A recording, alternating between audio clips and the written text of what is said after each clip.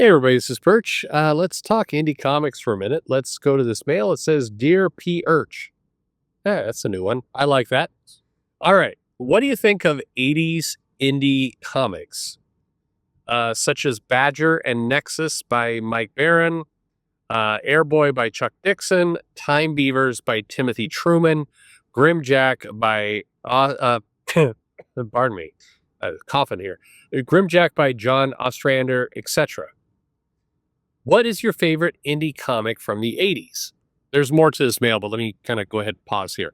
My favorite indie comic from the 80s is probably Zot, by Scott McCloud. And there's a little bit of a soft spot there.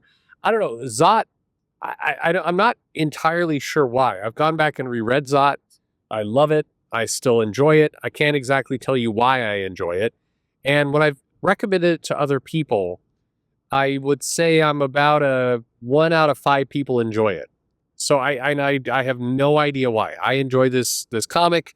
To me, it's very similar to indie movies. I enjoy David Lynch, and 1 of 5 people I recommend a David Lynch film actually enjoy it. I've given up in trying to get my friends to like David Lynch. It's not it there's no point to it.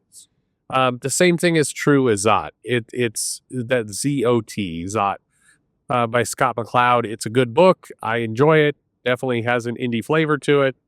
I think Zot reminds me of a lot of manga I started reading in the 80s and 90s, early 90s. So stuff by Rumiko Takahashi in particular. Zot has that same feel for me.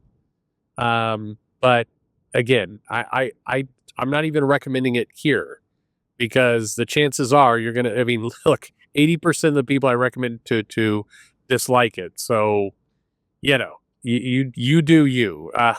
There will be at least a couple people in the comments, I hope, who will be like, "Zod is awesome. What are you talking about?" That will make me feel good. It will give me a nice, it'll give me all the right feels. No cap, all good. There you go. Look, I sound like an idiot on Instagram, but that's probably my favorite indie comic. The Tick, I enjoyed that for its comedy.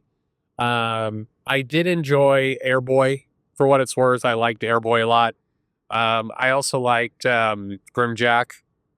I was not, the weird part is, and I mean no disrespect at all to the guy. I wasn't a big fan of Nexus. Or Badger. And it wasn't because it wasn't good quality. It was. They weren't for me. And by the way, if there was one wish I could do for movie critics in general, people in the kind of pop culture ecosystem, people who commentate on YouTube, people who comment on social media, I wish we could get comfortable with 3 designations. I love it. I didn't like it. It's not for me. And I hate it. I think there's a major difference between "it's not for me" and "I hate it." There's a major, major difference because one is saying, yeah, I recognize there's some quality here and there's some interesting things going on. It doesn't appeal to me, versus "this is garbage." I think there's a major difference between the two. And I think a lot of social media, comic community arguments, everything else would be solved if people could just get there. Because I'll give you a good example. If you read, I was going to say Grant Morrison's Doom Patrol, but more to the point, Rachel Pollack's Doom Patrol. For a lot of you listening right now, my guess is Rachel Pollack's Doom Patrol is not for you. It was Vertigo in the 90s, but it had the feel of an indie comic. But I'd like to think that if you're a true comic connoisseur and you care about story and complexity and, the value of somebody putting in hard work into a book and trying their best, I would guess that a lot of you, again, I would hope, would say, that is not for me. As opposed to "I hate it." Because I think there's a lot of comics, there's a lot of media out there that just won't fit you, but there's still a lot of hard work goes into it. And I think that's especially relevant to your question. In the 80s, there's a lot of indie comics, particularly when you compare them to their mainstream counterparts that feel very amateur. That I have friends who really enjoy the Teenage Mutant Ninja Turtles, and then they go back and they read some of the original comics. They're like, oh, wow, it sucked back then. Yeah, no, it didn't suck back then. It was actually pretty awesome back then. But if you're comparing it to a highly polished, like Alan Davis Marvel comic, it's gonna feel different. It is not as polished. It is more raw. And as a result, it may not be for you. There are people out there that love Maroon 5 and Nickelback. I mean, not many of them, but there are people who like those bands. One thing about those bands is they're very polished. That doesn't necessarily mean the music is going to work for you, but they are very put together. I'm actually not sure how that relates to what I'm talking about, but my point here is kind of the inverse. A lot of indie comics from the 80s were not polished at all. They were very raw, very edgy, and that raw and edginess may work for you in the same way that David Lynch movies work for me. But the heart of the story, the work involved, I'd like to believe that almost everyone can recognize that there was a craftsman at work doing good things. And I think there's a major, major difference between saying, I liked the Tick or the early, TMNT or, Zot or, Airboy, or Alien Legion. That's not the best example, actually, because that had some really highly polished art on there. But I liked books like that. I liked Judge Dredd. I liked 2000 AD. I liked, a lot of the, you like Skid Row. You liked a lot of comics that were from that time period. But, it's not your sensibility. It's not ultimately what you love. That's totally fine. They don't compare to like the Harley Quinn fart special. That one is garbage. All right, let's go back to this mail. I paused the video for a second there, which I never do. But I like sneezed 18 times. It was like I don't know what was going on there, but it's just anyway. Well, Texas drivers, am I right?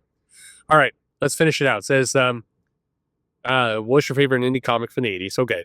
Do you think they were at times better quality, written, and art than certain Marvel or DC titles? Quality is subjective. I would say from a writing perspective, absolutely. I think a lot of indie comics were much better than Marvel and DC mainstream books in the 80s, for sure. There was just so much more depth. From an art perspective, sometimes. The thing that Marvel and DC had going for them is, look, indie comics are wonderful. Competing with George Perez and Alan Davis and Art Adams and Mike Silvestri and John Romita Jr. back in the 80s. I mean, fuck, man, that's good luck. People often cite the Mount Rushmore of comic artists as artists that came in during the 90s. So I see this every now and then. It's like, who's the Mount Rushmore of comic artists? And they're like, well, Todd McFarlane, Jim Lee, Rob Liefeld, Alex Ross. Maybe J. Scott Campbell gets in there. I see that stuff a lot. For me, the Mount Rushmore of comic artists, I think, look, Jack Kirby, this George Perez, John Byrne, and then 500 others for that time period. I don't know. Alan Davis, Alan Davis is just a genius. Art Adams for me, as you all know, Silvestri, I think absolutely. Ramita Jr. and Senior, Steve Ditko, um, Nolan. I mean, honestly, you can go on and on and on. I do not. The funny thing is, people have asked me. I wouldn't put Jim Lee on my Mount Rushmore of comics. I also wouldn't put Todd McFarlane. I love their art. Don't get me wrong, great artists. But if you want to compare the career of Todd McFarlane to John Byrne or Jim Lee to, you know, George Perez, I'm sorry, I'm not taking those other guys. Anyway, I think from an art perspective, indie comics they had trouble getting to that talent level. So generally, no. I think from an art perspective, while I enjoyed some of that style of work, it wasn't at the level of some of those masters, and But from a writing perspective, oh fuck yes, absolutely. Indie comics, there's so many great indie comics. I mean, God, it just goes on and on and on.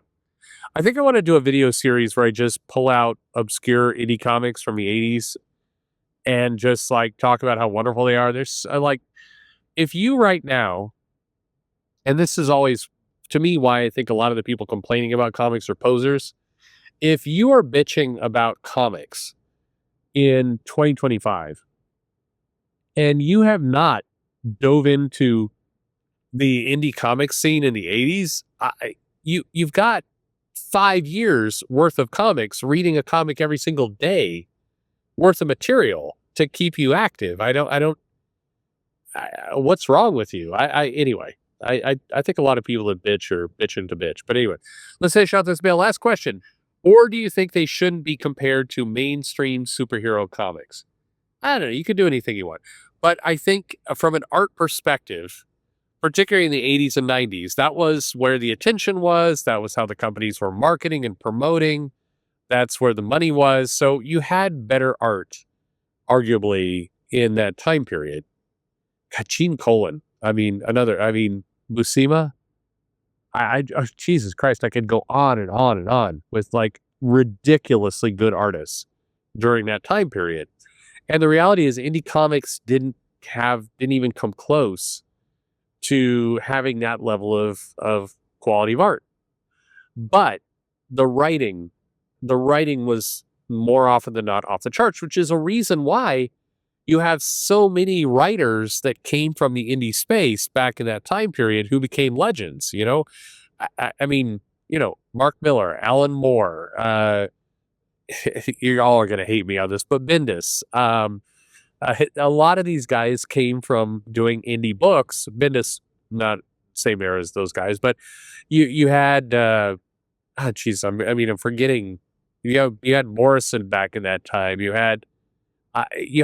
Claremont did some amazing indie works. You had ridiculously good writing, untethered by corporate nonsense, doing the work of their lives. You didn't have the art to match it up, but yeah, go check it out, man. There's some amazing stories back then. What are your favorite comics that are indie comics? Let me know in the comments below. Go on, give Zot some love if you've heard of Zot. Please do. But what are some of your favorite books, and who would you like to see me talk about? Let me know in the comments below. Like and subscribe, and don't forget to buy my merch. Subscribe to my Patreon. Blah, blah, blah, blah, blah, blah, blah, blah. Thanks for listening.